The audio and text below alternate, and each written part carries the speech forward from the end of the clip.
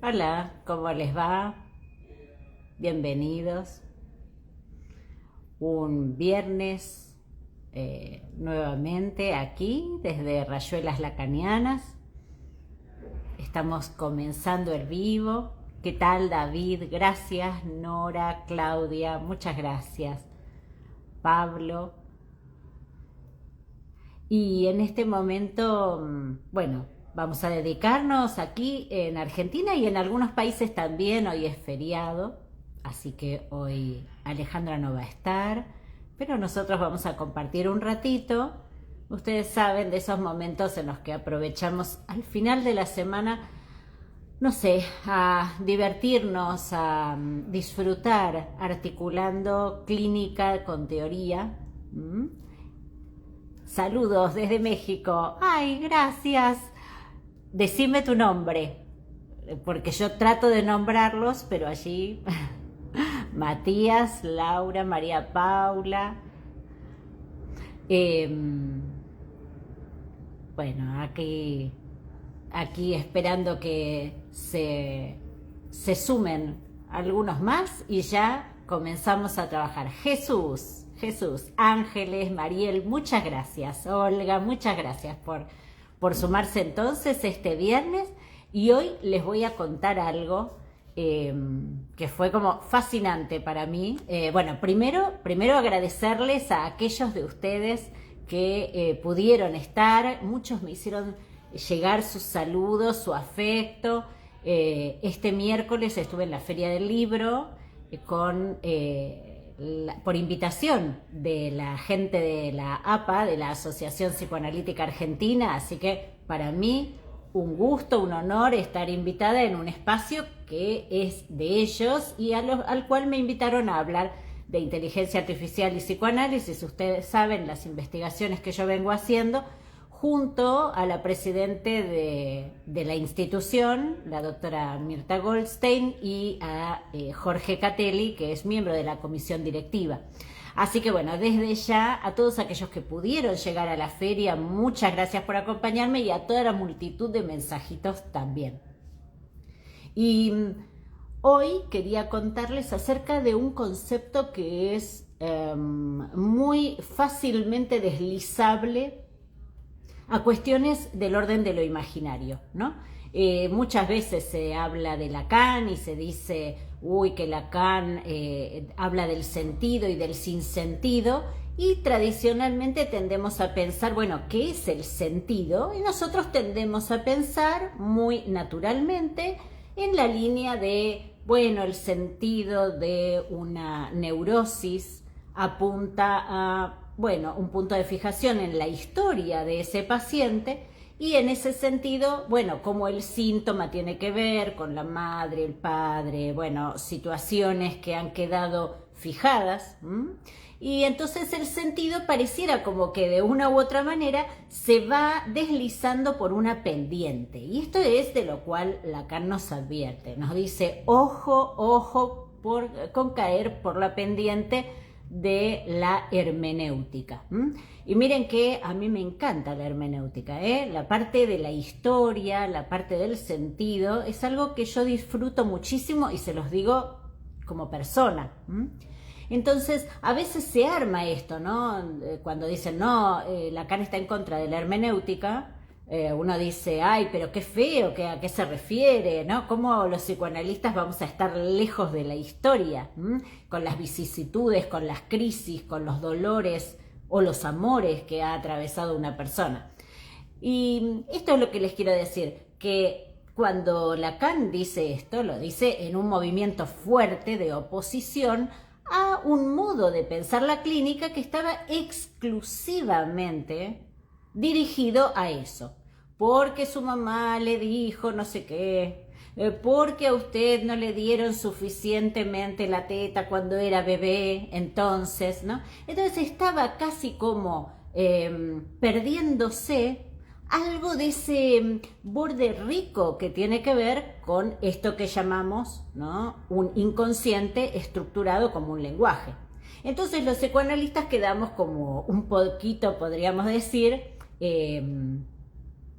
esquizofrénicos, digamos, respecto de, pero le damos interés al sentido en términos históricos o le damos más, digamos, hincapié al significante.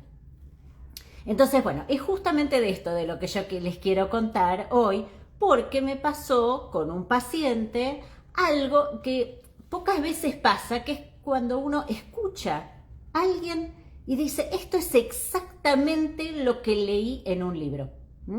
Entonces, les voy a contar solamente esa viñeta, digamos, y vamos a ir a ver el texto, después de que yo les cuente, el texto del filósofo que es Gilles Deleuze, que Deleuze es el filósofo de la deconstrucción, un filósofo interesantísimo francés, que ustedes saben que Lacan admiraba mucho a Deleuze y Deleuze lo admiraba mucho a Lacan.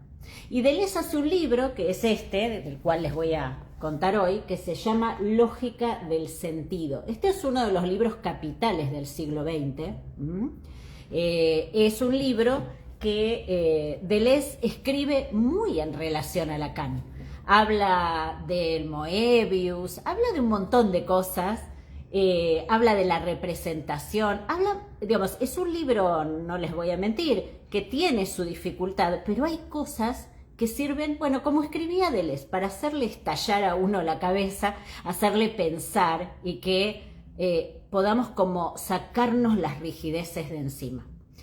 Entonces, en ese sentido, se llevaba muy bien con Lacan y escribe ese texto en el cual ustedes van a ir viendo a través de los distintos capítulos que dice, porque como Lacan dice, bla, bla, bla, bla, ¿no? Y Lacan estaba encantado con él. ¿Qué sucede? Que Lacan, en esa pelea con la Internacional de Psicoanálisis, estaba llegando a un punto en el que necesitaba tanto formalizar, es decir, casi como darle al psicoanálisis para oponerse a esta idea histórica, digamos, así como decíamos hoy, darle tal formalización, ¿no? Casi como de lenguaje matemático, que entonces, ¿qué hace? Habla tanto, tanto, tanto del significante que llega un momento en que Deleuze se enoja. Y cuando se enoja, se junta con alguien que estudiaba con Lacan, que se llamaba Guattari, y escriben un libro que se llama, a ver si alguno de ustedes sabe, porque ya el título es para alquilar balcones y es un libro que vale la pena que los psicoanalistas lo leamos.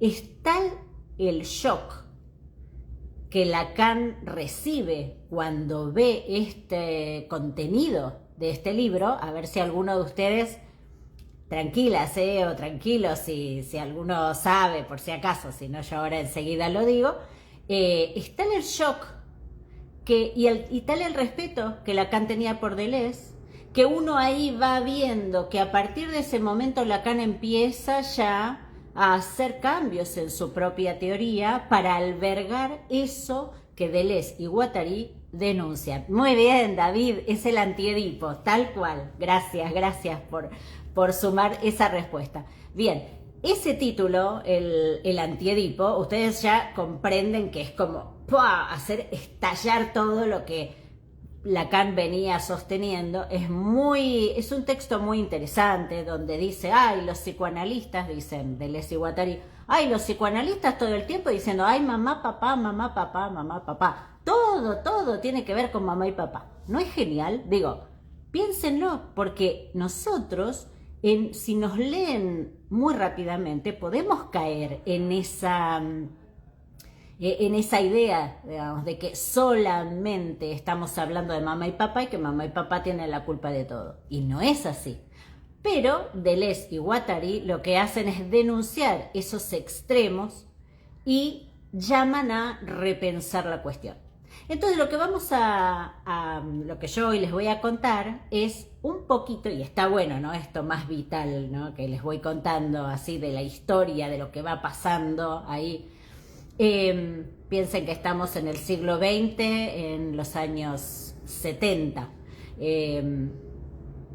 Ese paciente cuando viene a consulta y viene con una inhibición fuerte, un hombre muy inhibido, y que todo el tiempo, cada vez que aparecía alguna cuestión de lo que podía llegar a ser, decía, bueno, pero ya está, ya pasó el tren para mí.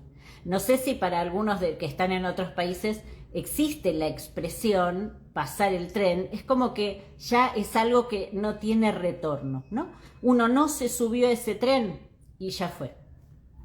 Entonces, ¿qué sucede? Que cuando yo iba trabajando con ese paciente, iba escuchando este punto de detenimiento donde la fijación al no, ¿sí? Claramente, estaba en la causa de la inhibición. Pero uno dice, ok, hay un sentido coagulado, esto es lo que está en la base de la inhibición, un sentido de sí mismo coagulado, imposible hasta ese momento de mover, ¿no? Y en algún momento él me dice, bueno, yo era el más pequeño, el más chiquito de todos mis hermanos. Pero después, cuando entré en el colegio, de repente pasé a ser el mayor. Y él lo va contando, esto, como una serie de dislocaciones, ¿no? Estamos hablando de este punto en el cual él nunca entra del todo en ninguna situación, siempre se ve por fuera. Este verse por fuera es lo que, en definitiva, Lacan, cuando dice que el significante es lo que los otros significantes no son, allí es donde no queda otra que en la medida en que el sujeto se ve a sí mismo a través del discurso del otro, claramente capturado por el significante, siempre va a ser lo que los otros no son. En algún sentido nunca va a ser ni siquiera un significante uno, sino que va a estar siempre entre medio de significantes. El sujeto va surgiendo, ¿vieron como dice Lacan, ¿no? Que hay dos significantes y el sujeto está tratando de salir a través del lapsus, del olvido, de los síntomas. Entonces, el sujeto siempre está en una posición por fuera. Por eso todos y cada uno de nosotros hemos vivenciado esa sensación de que en el fondo no podemos entrar del todo a algún lugar. Muchas veces ocurre en la adolescencia especialmente, ¿no? O está en las familias de origen, que siempre alguien se siente como ajeno, o que esta no es mi familia, bueno, la novela familiar del neurótico, o en la adolescencia, esta cuestión de todo tan importante, ¿no? De cómo entramos en los grupos, cómo logramos, ¿no?, hacernos un lugar. Siempre estamos por fuera porque el significante es lo que los otros no son.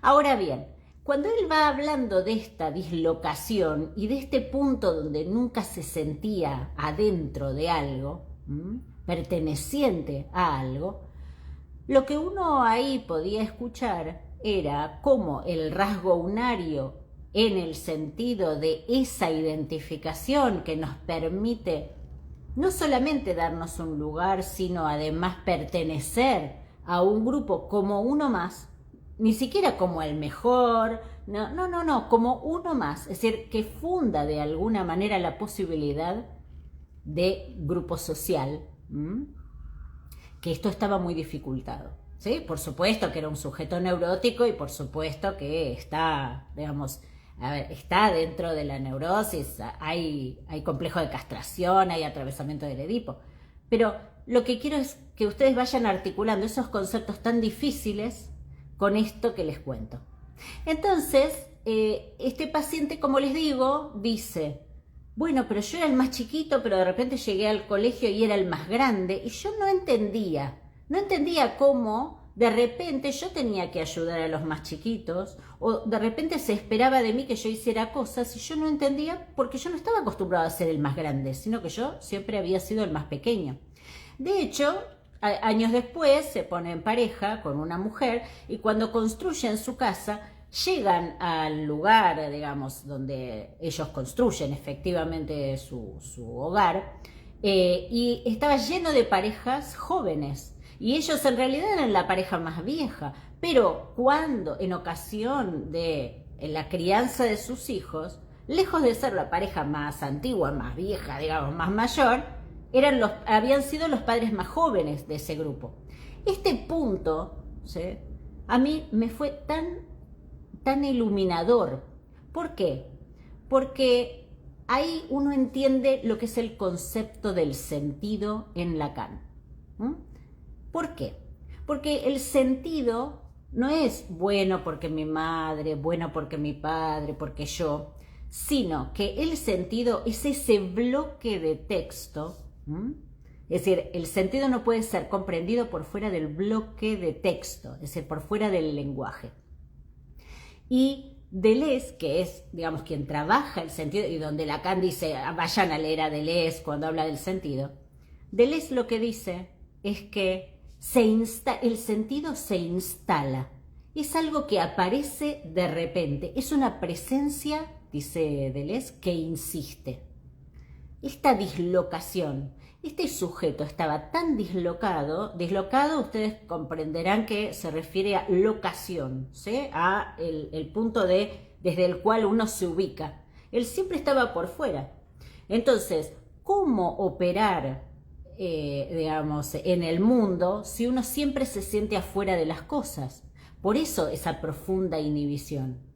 Entonces, tenemos que el sentido es siempre producto del lenguaje. Es una presencia que insiste. El hombre es impotente para explicar por qué, digamos, cuál es el sentido de su existencia, desde dónde está ubicado.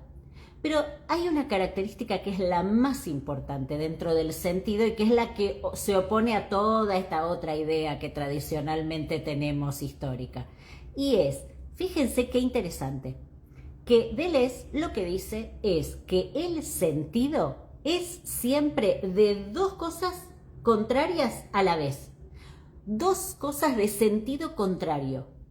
Y uno cuando lo lee dice, pero ¿qué dice este hombre? Y dice, el sentido es siempre paradojal, ¿no? Como la verdad en psicoanálisis es siempre paradojal, porque nunca está digamos, nunca está ordenadita, siempre está a contrapelo de algo. Entonces, les voy a leer ese fragmento de Deleuze, cuando él dice, y van a ver que es exactamente lo que dice este paciente, ese fragmento en el cual lo que vemos es que son dos sentidos contrarios a la vez. Y como les digo, hasta que uno no llega a la clínica, no entiende un montón de cosas que Freud, Lacan, Deleuze decían, ¿no? Entonces, dice, lógica del sentido, para los que entraron un poquito después. Cuando digo, el libro se basa en el análisis que hace Deleuze de Alicia en el País de las Maravillas de Lewis Carroll, ¿sí? Bueno, ustedes no sé si lo leyeron, pero seguramente si no vieron las películas, digamos, ¿no? Que Alicia se cae en un pozo y todo es como, ella es enorme en lugares chiquititos, y de esto se va a tratar, la dislocación. Cuando digo Alicia crece, ¿no? Estamos imaginando que Deleuze está junto a Alicia. Hoy Alicia, una mujer grande, ¿sí? Y Deleuze dice, cuando digo Alicia crece, quiero decir que se vuelve mayor de lo que era. Es decir, Deleuze la ve crecer, ¿sí? Se ve mayor de lo que era. Es decir, que era una niña y ha ido creciendo. Pero por ello también se vuelve más pequeña de lo que es ahora. Por supuesto, no es a la vez más grande y más pequeña, pero es a la vez que ella lo deviene, es decir, que ella se convierte. Y ahí comprenden este concepto del devenir, el concepto de que con el tiempo los pacientes se van transformando, y en el desarrollo de un sujeto, en las marcas pulsionales, está la cuestión del devenir. Y ese devenir en el cual el sujeto, como les digo, siempre está como afuera de donde siente que tendría que estar. Ella es mayor ahora, era más pequeña antes, pero es a la vez, al mismo tiempo, que se vuelve mayor de lo que era y que se hace más pequeña de lo que se vuelve. Tal es la simultaneidad de un devenir cuya propiedad es esquivar el presente. Con esa frase que me parece como fantástica, ¿por qué? Porque este esquivar el presente es exactamente lo que ocurre con un sujeto que no puede inscribir su labor. No importa si tiene éxito, si no tiene que ver con eso. Tiene que ver con entender que un sujeto que está inhibido es un sujeto que ha quedado congelado. ¿Vieron cuando Lacan dice que la inhibición es un síntoma en el museo? Es como algo que está en la vitrina, quedó ahí congelado, ¿no? Fuera del tiempo, no se puede inscribir en el hoy. Entonces, ¿qué sucede? A ver si pertenece a la esencia del devenir, avanzar, tirar en los dos sentidos a la vez. Por momentos grande, por momentos chiquitita, vamos a decir de nosotros. Alicia no crece sin empequeñecer y a la inversa. El buen sentido es la afirmación de que en todas las cosas hay un sentido determinable, pero la paradoja es la afirmación de los dos sentidos a la vez. Incluso dice, página 54 para aquellos que tengan el libro, no es a la vez ni en relación a la misma cosa que yo soy a la vez más joven y más viejo, pero me vuelvo tal al mismo tiempo y por la misma relación. De ahí los ejemplos innumerables que recorren la obra de Carroll en los que se muestra, y fíjense ahí la banda de Moebius, que los gatos se comen a los murciélagos, y en otros momentos dice, los murciélagos se comen a los gatos. En otros momentos, en Alicia en el País de las Maravillas, dice Lewis Carroll, digo lo que pienso, y después dice, pienso lo que digo. Me gusta lo que me dan, y me dan lo que me gusta. Este punto de va y viene, eso es todo a la vez. Nosotros somos todo a la vez. Somos ese presente que intenta inscribirse y a la vez somos ese pasado que insiste en nosotros. Eso es el sentido en Lacan.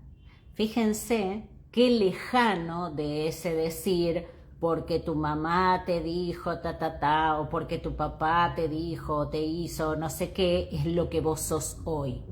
Lo que ustedes y todos nosotros somos, lo estamos construyendo en este momento. ¿Tiene las marcas del pasado? Sí, claro. Pero las marcas del pasado son solo los datos de inicio. De esto se trata, la construcción de ese sentido paradojal, donde somos el pasado, somos el presente, pero es necesario que nos inscribamos mediante el acto. Hasta aquí, espero que les haya servido. Y bueno, nos vemos la semana que viene, como siempre, aquí a las 16:30 horas de Argentina, por Rayuelas Lacanianas. Cuídense, nos vemos. Chao, chao.